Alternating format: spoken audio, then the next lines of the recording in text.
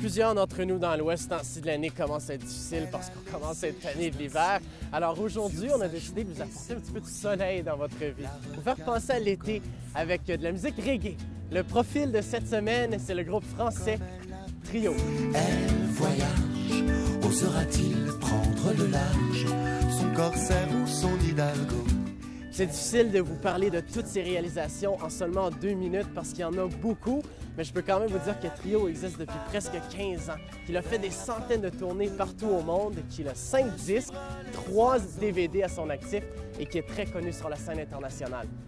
La sortie du 3e album, Grain de sable, en 2003, a vraiment été un moment marquant dans l'histoire de ce groupe parce qu'avant ça, les gars étaient plutôt connus pour leurs paroles crues et leurs opinions sur des sujets sensibles qui a peut-être ralenti le succès du groupe. Mais avec le disque en 2003, on dirait que la réputation du groupe a presque fait un virage de 180 degrés, notamment grâce à un premier gros hit international, une chanson qui dénonce la télé-réalité, s'appelle Sortez-les. Sortez-les, sortez-les, sortez-les, sortez-les, sortez les poubelles, sortez les ordures télévisuelles, sortez-les, sortez-les, sortez-les. Et depuis la sortie de ce disque en 2003, les gars ont fait la sortie d'un album live et 2 DVD, mais aucun disque studio.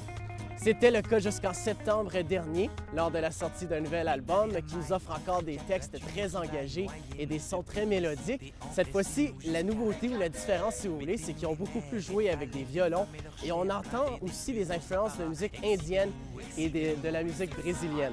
L'album s'appelle « Ce que l'on s'aime ». Ils en étaient déboussolés de voir que l'on tenait quand même, et nous les premiers étonnés de récolter ce que l'on sème.